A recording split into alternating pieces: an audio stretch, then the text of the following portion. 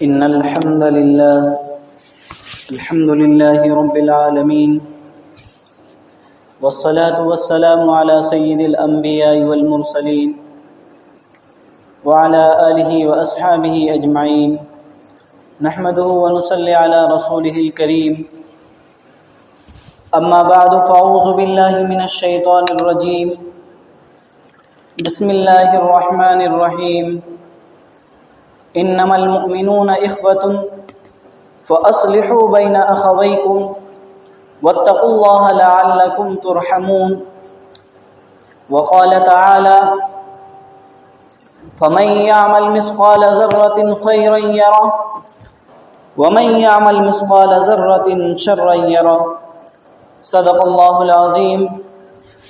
وصدق رسوله النبي الكريم، ونحن على ذلك من الشاهدين والشاكرين، والحمد لله رب العالمین. میرے محترم بزرگوں اور نوجوان ساتھیوں اور اپنے اپنے گھروں پر سماعت کرنے والی میری اسلامی مائیں بہنوں، دنیا کے اندر ہر کسی کے ساتھ کچھ نہ کچھ مسائل چلتے رہتے ہیں. ہر کسی کے دلوں کے اندر کچھ نہ کچھ شکوے شکایت ہمیشہ موجود رہتے ہیں، چاہے وہ کاروبار کے لائن سے ہو، چاہے وہ گھروں کے فسادات سے ہو، چاہے وہ آپس کی دشمنی سے ہو، چاہے وہ میاں بیوی کے تعلق سے ہو، چاہے وہ بھائی بہن کے تعلق سے ہو، چاہے ماں باپ کے تعلق سے ہو. ہر کسی کو ایک نہ ایک شکوہ شکایت کسی نہ کسی سے ضرور رہتی ہے. اور جب ہمیں کوئی شکوہ شکایت ہمارے پاس آتے ہیں تو ہم ادھر ادھر کا رخ کر لیتے ہیں. ہمیں راستہ سمجھ میں نہیں آتا، ہم کبھی ادھر جاتے ہیں تو کبھی کسی سے مسائل کا حل نکلواتے ہیں تو کبھی کسی سے مسائل کا حل نکلوانے کی کوشش کرتے ہیں. لیکن اللہ تعالیٰ نے ہر مسئلے کا حل قرآن کے اندر ارشاد فرمایا ہے. اللہ تعالیٰ فرماتے ہیں جب بھی کوئی تمہیں مشکلات آئے، کوئی پریشانی آئے تو تم ادھر ادھر نہ دوڑو بلکہ مسجد کی طرف دوڑو، مسجد کی طرف رخ کرو، قرآن کو کھول کر دیکھو، نبی صلی اللہ علیہ وسلم کی زندگی کو دیکھو تو آپ کے ہر مسائل حل ہو جائیں گے، چاہے وہ کیسا بھی مسائل رہے. ہر کسی کے دل کے اندر پریشانی ہوتی ہے. اب اس پریشانی کو لے کر تو کبھی کبھی لوگ غلط راستے پر بھی نکل پڑتے ہیں، کبھی کبھی لوگ غلط راستے پر نکل پڑتے ہیں، غلط ذہن بنا لیتے ہیں. وہ قرآن کی طرف مڑ کر نہیں دیکھتے اور اپنے ذہن سے، اپنے دماغ سے کام لینا شروع کر دیتے ہیں. اپنے ذہن سے اور اپنے دماغ سے کام لینا شروع کرتے ہیں تو پھر وہ غلط راستہ اختیار کر لیتے ہیں. جیسا کہ اللہ تعالیٰ کسی کو دیتا ہے، کسی کو نہیں دیتا ہے. کسی کے گھر میں خوشیاں آتی ہیں، کسی کے گھر میں پریشانیاں آتی ہیں. ہر کسی کے ساتھ اچھا ہوتا ہے، کسی کے ساتھ برا ہوتا ہے. تو اس میں لوگ غلط راستے پر یہ نکل جاتے ہیں کہ لوگ حسد اور جلن کا شکار بن جاتے ہیں، حسد اور جلن کا شکار بن جاتے ہیں، ایک دوسرے سے دشمنی اور عداوت پیدا کر لیتے ہیں. اب مسجد کی طرف رخ نہ کر کے، قرآن کو ہم نہ کھول کے، نبی صلی اللہ علیہ وسلم کی سیرت کو نہ پڑھ کے ہم دوسرا رخ پھیر لیتے ہیں، جس کی وجہ سے ہمیں بہت سی پریشانیوں کا سامنا کرنا پڑتا ہے. حالانکہ ہم دیکھتے ہیں کہ ہم نماز بھی پڑھ رہے ہیں، تسبیحات بھی پڑھ رہے ہیں، ہم باقاعدہ روزے بھی رکھ رہے ہیں، ہم غریبوں اور مسکینوں کو کھانا بھی کھلا رہے ہیں، خیرات و زکوٰۃ صدقات بھی کر رہے ہیں، لیکن ہماری پریشانیاں ختم نہیں ہوتی، ہماری پریشانیاں ختم نہیں ہوتی، مصیبتیں آتی رہتی ہیں۔ کیوں آتی ہے؟ اسی کو اللہ تعالیٰ نے خود بیان کیا ہے کہ پیر اور جمعرات 2 دن جو ہے اللہ تعالیٰ سب کے اعمال نامہ اللہ تعالیٰ کے سامنے پیش کیے جاتے ہیں، پیر کے دن اور جمعرات کے دن۔ ہفتے میں 2 دن ہیں جس میں بندوں کے اعمال نامہ اللہ تعالیٰ کے سامنے پیش کیے جاتے ہیں، اور جب فرشتے اعمال نامہ لے کر اللہ تعالیٰ کے پاس جاتے ہیں اور اللہ تعالیٰ کو بتاتے ہیں کہ فلاں شخص نے کیا گناہ کیا، فلاں شخص نے کیا نیک کام کیا، حالانکہ اللہ تعالیٰ کو سب چیز معلوم ہے، اللہ تعالیٰ ہر چیز سے واقف ہے، ہر چیز اللہ تعالیٰ کو معلوم ہے، لیکن اللہ تعالیٰ نے ایک نظام بنا رکھا ہے کہ پیر اور جمعرات کے دن اعمال نامہ چیک کیا جائے گا، اعمال نامہ دیکھا جائے گا۔ اب یہ ہماری ذمہ داری ہے کہ ہم اپنے اعمال نامے کو اللہ کے سامنے ہم کس طرح پیش کرتے ہیں، ہم اپنے اعمال نامہ کو اللہ تعالیٰ کے سامنے کس طرح پیش کرتے ہیں۔ کیا ہمارا جو اعمال نامہ اللہ تعالیٰ کے پاس جاتا ہے اس میں ہماری نمازیں ہوتی ہیں، اس میں ہمارے روزے ہوتے ہیں، اس میں ہمارے تسبیحات ہوتے ہیں، یا ہمارے اس میں خیرات و زکوٰۃ ہوتے ہیں؟ اگر یہ چیز ہے تو پھر ہمارے لیے اللہ تعالیٰ پھر جنت کے فیصلے کرتے ہیں۔ اللہ تعالیٰ فرشتوں کو بلاتے ہیں، فرشتے اعمال نامہ بتاتے ہیں کہ فلاں شخص نے اتنے اعمال کیے، انہوں نے روزے رکھے، نماز پڑھی، حج پڑھی، انہوں نے اچھے اعمال کیے، تو اللہ تعالیٰ فرشتوں سے کہتے ہیں کہ فرشتوں تم گواہ رہنا، اس بندے کے لیے میں نے جنت لکھ دیا، اس بندے کا نام میں نے جنت کے اندر لکھ دیا ہے، چاہے بھلے اس کے بعد آئندہ ہفتے میں وہ گناہ کرے، وہ کتنی بھی برائیوں کا کام کریں، لیکن اس ہفتے انہوں نے اچھے اعمال کیے ہیں تو اس وجہ سے اس کو جنت ضرور ملے گی، اور باقی جو آگے اگر وہ گناہ کریں گے تو اس گناہ کا بھی بدلہ اس کو ملے گا، کیونکہ اللہ تعالیٰ نے قرآن کے اندر بیان فرمایا ہے فَمَن يَعْمَلْ مِثْقَالَ ذَرَّةٍ خَيْرًا يَرَهُ وَمَن يَعْمَلْ مِثْقَالَ ذَرَّةٍ شَرًّا يَرَهُ۔ اگر تم میرے پاس ذرہ برابر بھی نیک اعمال لے کر آؤ گے، خیر کا کام کر کے آؤ گے تو اس کا بدلہ تمہیں ضرور ملے گا، اور اگر تم ذرہ برابر بھی شر کا عمل کر کے آؤ گے تو اس کا بھی بدلہ تمہیں ضرور ملے گا۔ تو اللہ تعالیٰ فرشتوں کو بلاتے ہیں اور پوچھتے ہیں کہ میرے بندے نے کیا، فرشتے بتاتے ہیں کہ انہوں نے اتنی صدقات و خیرات کیے، اتنے نمازیں پڑھی، اس ہفتے پورے ہفتے انہوں نے تسبیح پڑھی، روزے رکھے، تو اللہ تعالیٰ کہتے ہیں کہ ان کا نام میں نے جنتیوں میں لکھ دیا ہے، تم گواہ رہنا۔ اسی طرح ایک پھر دوسرے بندے کا پیش کیا جاتا ہے، اس میں اگر لکھا ہوا رہتا ان کے گناہ زیادہ ہوتے ہیں، غلط کام زیادہ ہوتے ہیں، تو اللہ تعالیٰ ان کو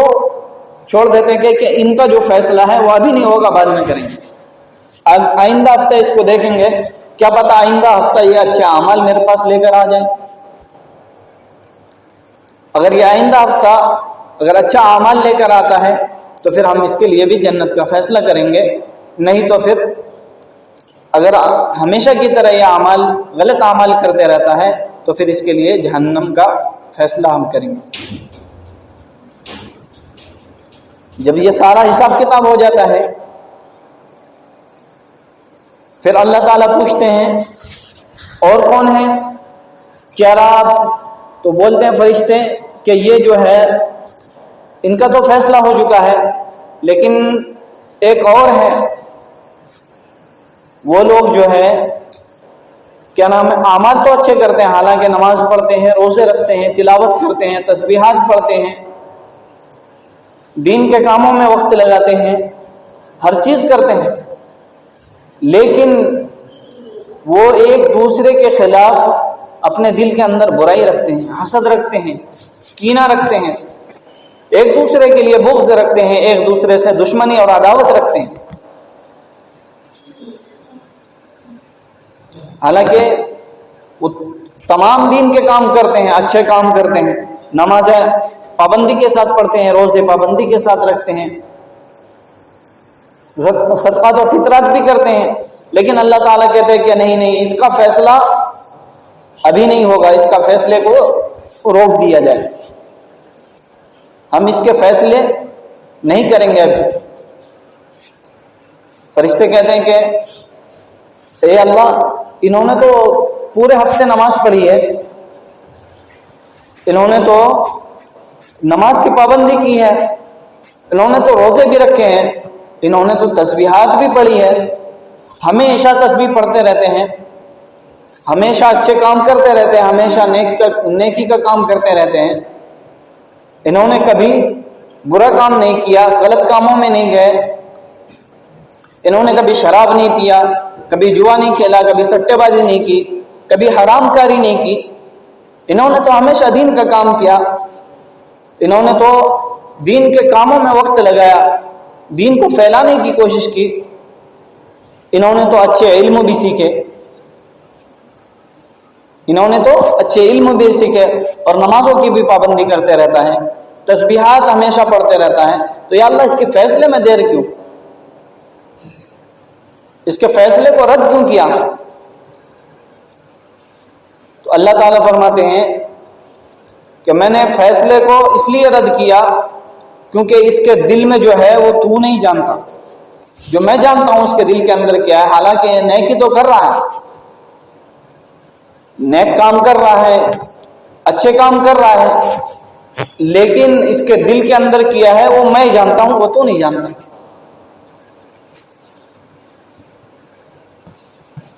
اللہ تعالیٰ نے ہر کام میں اخلاص بیان کیا کہ ہر کام میں اخلاص ہونا چاہیے، سب کاموں کا دار و مدار نیت پر ہے، جہاں نیت خراب ہوئی وہاں کام آپ کتنے بھی اچھے کر لو، وہ کام اچھا نہیں، وہ خراب ہی ہوگا، اللہ تعالیٰ کے نظر میں وہ کوئی قابل قبول نہیں ہے۔ کسی کے لیے حسد رکھنا، بغض رکھنا، دل کے اندر کینہ رکھنا، کسی سے دشمنی رکھنا، یہ اللہ کے نظر میں اتنا بڑا ہے کہ اللہ تعالیٰ اس کے فیصلے کو ٹال دیتے ہیں کہ میں اس کا فیصلہ جب تک نہیں کروں گا جب تک کہ یہ جس سے دشمنی رکھتا ہے اس سے صلح نہ کر لے، یہ جس کے لیے بغض رکھتا ہے اس بغض کو دل سے نہ نکال دے، یہ حسد کو جب تک دل سے نہ نکال دے تو میں اس کا فیصلہ ہرگز نہیں کروں گا۔ یہاں تک کہ حدیث میں آتا ہے کہ شب برات کا دن ہوتا ہے، اللہ تعالیٰ فرماتے ہیں کہ شب برات کے دن تمام لوگوں کی مغفرت کر دیتے ہیں۔ حدیث میں آتا ہے کہ تمام لوگوں کی اللہ تعالیٰ مغفرت کر دیتے ہیں، لیکن ان لوگوں کے چھوڑ کے جن کے دلوں کے اندر بغض ہے، جو ایک دوسرے سے دشمنی پیدا کر کے بیٹھے رہتے ہیں، ایک دوسرے کے بارے میں برا خیال سوچتے ہیں، ایک دوسرے کے بارے میں برائی سوچتے ہیں، تو اللہ تعالیٰ شب قدر کے دن بھی اس کی مغفرت نہیں کرتے، شب برات کے دن بھی اس کی مغفرت نہیں کرتے۔ آپ کتنی بھی دعا مانگ لو، ہم کہتے ہیں کہ دعا مانگتے ہیں لیکن ہماری دعا قبول نہیں ہوتی، تو ہم پہلے دل کے اندر جھانک کر دیکھیں، پہلے ہم اپنے دل کے اندر جھانک کے دیکھیں کہیں ہمارے اندر کوئی کسی کے لیے حسد تو نہیں ہے، دل کے اندر کسی کے لیے برا خیال تو نہیں ہے، کوئی کینہ کسی کے لیے تو نہیں ہے، ہم کسی کا برا تو نہیں چاہتے، ہم کسی سے دشمنی کر کے تو نہیں بیٹھے ہیں۔ اگر ایسا ہے تو اللہ تعالیٰ فرماتے ہیں تمہاری دعا بھی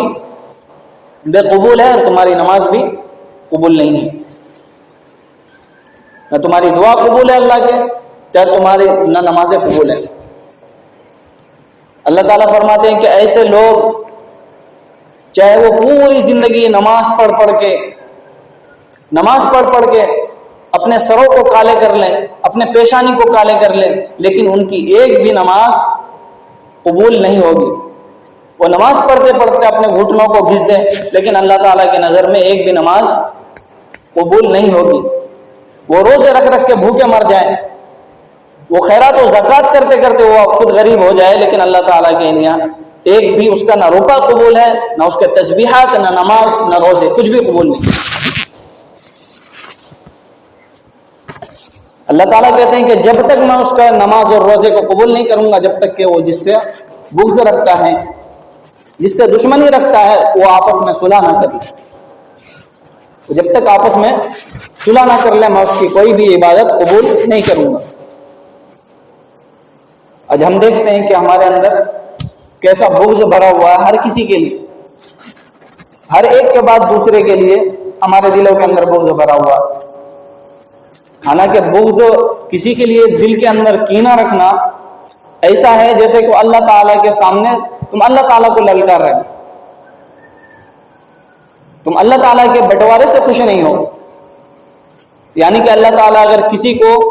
زیادہ دے دے، حالانکہ کینہ جب آدمی رکھتا ہے تو وہ کوئی دین کے معاملے میں تو کینہ نہیں رکھتا، دنیا کے معاملے میں کینہ رکھتا ہے۔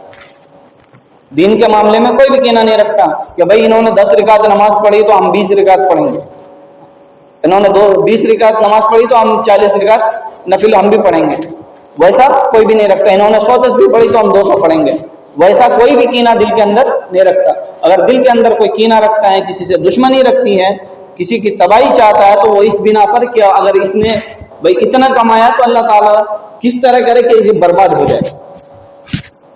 کس طرح کرے،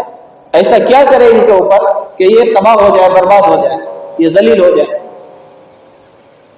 ہم دین کے لیے ہم کینہ نہیں رکھتے ہیں۔ اگر کوئی کینہ رکھتا ہے تو وہ دنیاوی حالات کے لیے کہ ہماری حالات اس سے بہتر ہو جائے اور اس کے حالات خراب ہو جائے، تو یہ اللہ تعالیٰ پر تم انگلی اٹھا رہے ہو کہ اللہ تعالیٰ ان کو دیے مجھے کیوں نہیں دیے، یعنی کہ اللہ تعالیٰ کے بٹوارے سے خوش نہیں ہو کہ آپ اللہ تعالیٰ سے زیادہ جانتے ہیں۔ اللہ تعالیٰ کو سب پتہ ہے کب کس کو کیا دینے کا، کب کس کو کس چیز کی ضرورت ہے، اللہ تعالیٰ کو ہر چیز معلوم ہے۔ تو ہم کس کے لیے دوسروں کے لیے بغض کیوں رکھتے ہیں؟ یعنی کہ اللہ تعالیٰ کے ہم بٹوارے سے خوش نہیں ہے کہ اللہ تعالیٰ نے ان کو دیا، دینے والا اللہ تعالیٰ، لینے والا اس کا بندہ، تو ہم بغض کیوں رکھیں، ہم کینہ کیوں رکھیں اپنے دلوں کے اندر؟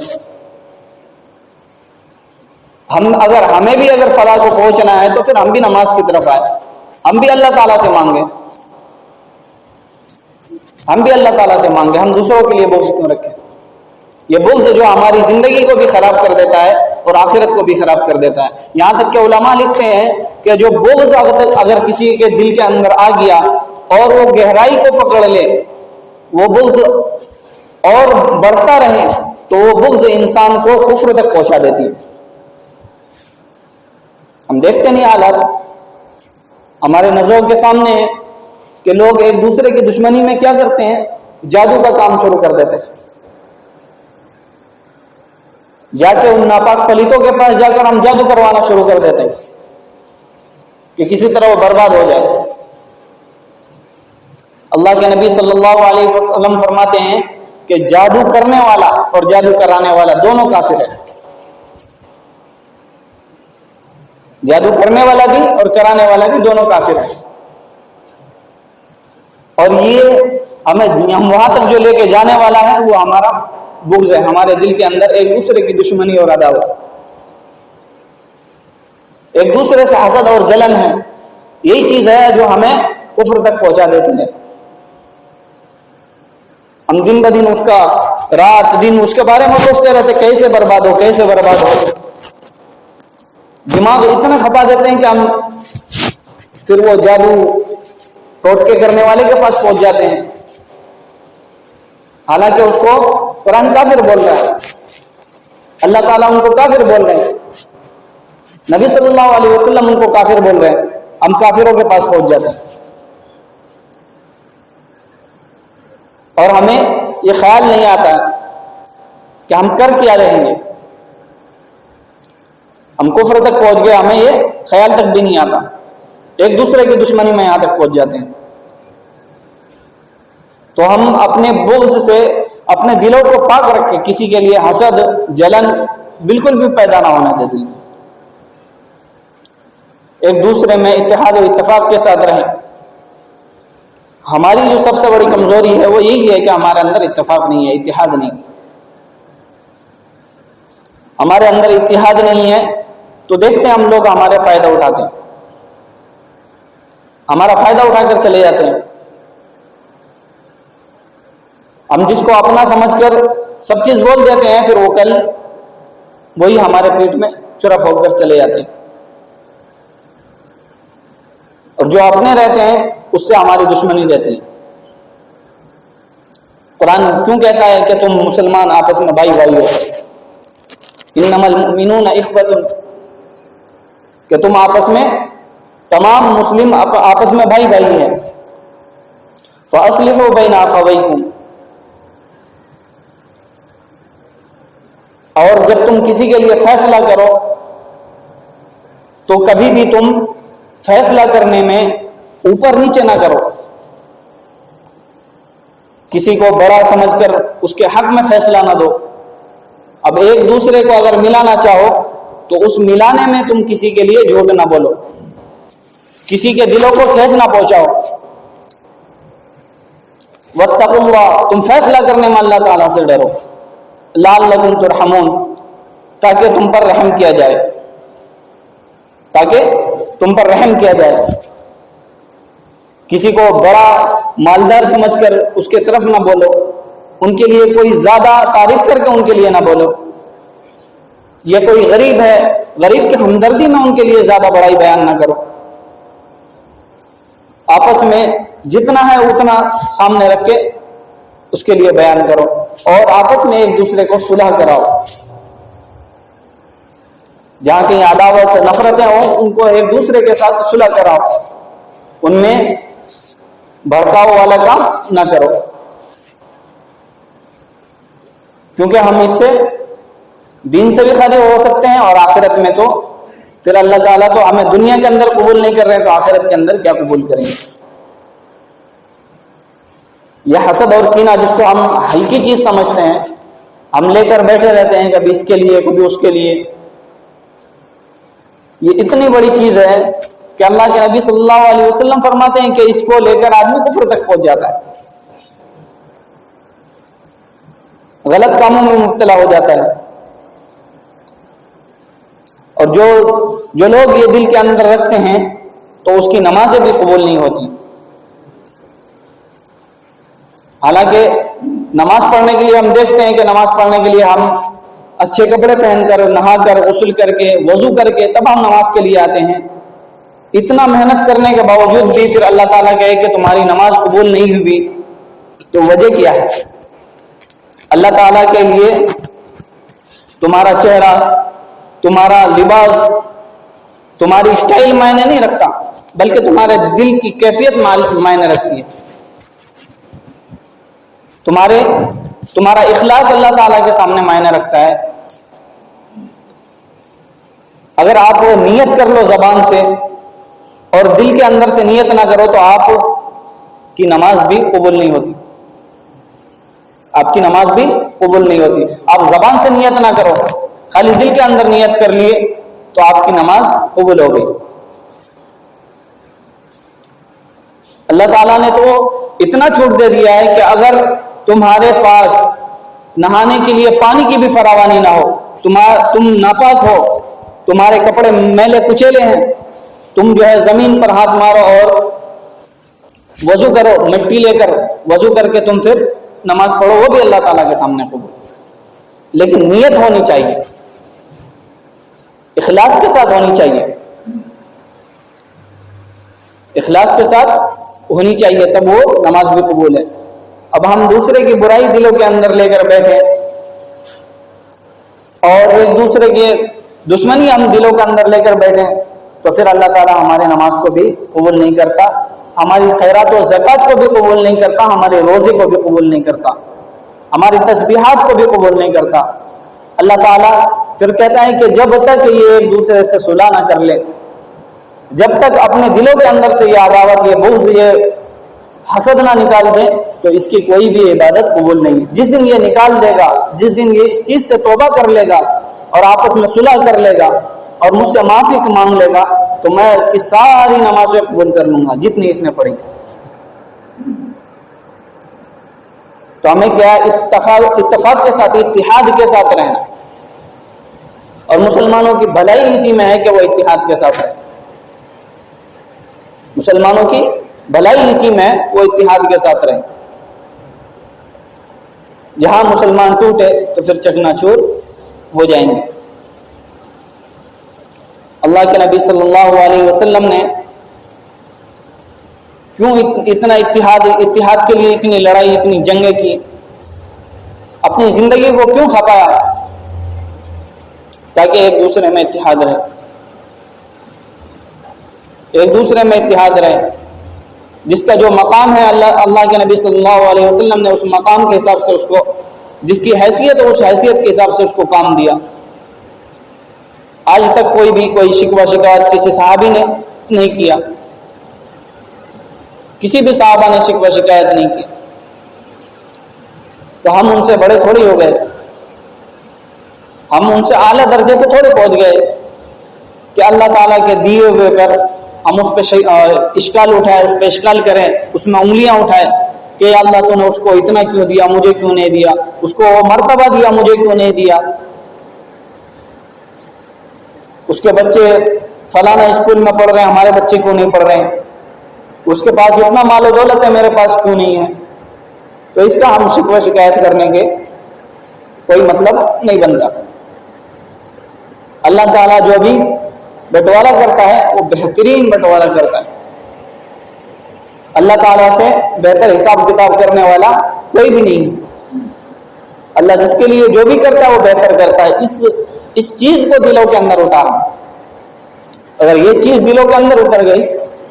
تو پھر نہ ہمیں کسی سے شکوے رہیں گے، نہ شکایت رہیں گے، پھر ہمارے سارے کام بھی بنیں گے، ہماری دعائیں بھی قبول ہوگی، ہماری نمازیں بھی قبول ہوگی، پھر اللہ تعالیٰ ہمارے لیے اچھے فیصلے کریں گے۔ جب ہم اعمال نامے کو پیر کے دن اور جمعرات کے دن اچھے اعمال نامے کو اللہ کے سامنے ہم پیش کریں گے تو پھر اللہ تعالیٰ کی طرف سے ہمارے لیے اچھے فیصلے ہوں گے۔ اگر ہم غلط اعمال اللہ تعالیٰ کے سامنے بھیجیں گے تو ہمارے لیے فیصلے اچھے بالکل بھی نہیں ہوں گے، ہمارے لیے بالکل بھی اچھے فیصلے نہیں ہوں گے۔ اور دوسری بات یہ ہے کہ ہماری مسجدوں کی جو ہے وہ آبادی، مسجدوں کو آباد کرنے میں ہمارا بہت پیچھے ہو گئے ہیں۔ مسجدوں کی آبادی کی ہم فکر نہیں کرتے، مسجدوں کے حالات کی ہمیں خبر بالکل بھی نہیں۔ یہ خبر لینا ہماری ذمہ داری ہے کہ مسجدوں کے اندر کس چیز کی کمی ہے، کس کو پورا کرنا ہے، وہ ہماری ذمہ داری ہے۔ ہم اس کو کم سے کم نہیں بھی تو یہ بھی ہمارا ایک ایمان کا حصہ ہے۔ جب ہم اللہ تعالیٰ کو مانتے ہیں، اللہ تعالیٰ نے، ہم کہتے ہیں کہ بھائی اللہ ہم تمہارے بندے ہیں، اللہ تعالیٰ کو ہم کہتے ہیں ہم تیرے بندے ہیں، ہم تیرے غلام ہیں، تو اللہ تعالیٰ نے ہمارے ذمہ مسجد کی ذمہ داری بھی لگائی کہ تم میرے گھروں کی حفاظت کرو، اس کی دیکھ ریکھ کرو، اس کی صفائی ستھرائی کا خیال رکھو، تو پھر یہ بھی ہمارے ایمان کا حصہ میں سے ہے، یہ بھی ہمارے ایمان کے حصے میں سے۔ اگر ہم نہیں دیکھتے ہیں تو پھر اللہ تعالیٰ ہمیں اس چیز سے دستبردار کر دیں گے، اس چیز سے ہٹا دیں گے۔ ہم دیکھتے ہیں کہ کتنے ایسے لوگ ہیں جو مسجد کے اندر چاہ کے بھی نہیں آ پاتے۔ کیوں نہیں آ پاتے؟ جب تک اس کے لیے مسجد کے لیے قربانی نہیں دی جائے تو اللہ تعالیٰ قبول بھی نہیں کرتے۔ ہر چیز کے لیے قربانی معنی رکھتا ہے۔ کوئی بھی آپ کام کرو، جب تک آپ قربانی نہیں دیں گے، چاہے وقت کا ہو، چاہے پیسے کا ہو، چاہے اولاد کا ہو، چاہے جان کا ہو، جب تک آپ کسی چیز کی قربانی نہیں دیں گے تو اللہ تعالیٰ آپ کو قبول نہیں کریں گے۔ ہر چیز میں ہر چیز قربانی مانگتی ہے۔ ہم دیکھتے ہیں کہ وقت نکل جاتا ہے لیکن ہمیں آنے کی مسجد کے اندر توفیق نہیں ہوتی، ہم سامنے سے گزر جاتے ہیں، نماز ہوتی رہتی ہے، اللہ تعالیٰ ہمیں بلاتے نہیں۔ کیوں؟ کیونکہ ہمیں اہمیت نہیں ہے، ایک اہمیت نہیں ہے، کیونکہ ہمارا یہاں پر کچھ بھی خرچ نہیں ہوا، نہ ہمارا کچھ لگا ہے، نہ ہمارا وقت لگا ہے، نہ پیسے لگے ہیں، نہ ہم اپنے اولادوں کو لگاتے ہیں، ہم کسی چیز کو نہیں لگاتے تو ہمیں اس کی کوئی اہمیت نہیں ہے۔ اگر ہم کہیں پر اگر ہم نوکری کرتے ہیں، ہمیں گارڈ کی نوکری مل جائے، ہم گارڈ کی نوکری کرتے ہیں، اگر ہمارے موجود ہوتے ہوئے بھی اگر اس گھر کے اندر کوئی نقصان ہو جائے یا اس فیکٹری کے اندر کوئی نقصان ہو جائے، کوئی چوری کر کے لے جائے یا اس کے اندر کچھ کمی بیشی آ جائے، تو سوال کس سے ہوگا؟ ہمارے سے ہوگا، کیونکہ ہم گارڈ ہے، ہماری حفاظت ہماری ذمہ داری ہے، اس کی حفاظت، اس کے اندر کوئی کمی بیشی آئے تو وہ ذمہ داری ہماری ہے، اور اگر ہم ذمہ داری کو صحیح سے ادا نہیں کرتے تو پھر ہمیں نوکری سے نکال دیا جاتا ہے، وہاں ہماری ضرورت نہیں رہتی۔ اسی طرح اللہ تعالیٰ کا گھر ہے، اگر ہم اس کی دیکھ بھال کریں گے، اس کے ضروریات کو ہم پورا کریں گے تو تبھی پھر اللہ تعالیٰ ہمیں اس کے لیے رکھیں گے، اس کے لیے ہمیں بلائیں گے، اور پھر اللہ تعالیٰ ہمارے دلوں کے اندر اس کی اہمیت بھی پیدا کریں گے۔ اور اگر ہم کچھ بھی اس میں وقت بھی نہ لگائیں، مال بھی نہ لگائیں، دولت بھی نہ لگائیں، کچھ بھی نہیں لگائیں، تو پھر ہمارے اس کی کوئی قدر بالکل بھی نہیں ہوگی، نہ ہمیں اس کی قدر ہوگی، نہ ہم اس کی طرف مڑ کر دیکھیں گے۔ ابھی جو آیا ہے کہ مسجد کا جو بجٹ ہے وہ بالکل ختم ہو چکا ہے،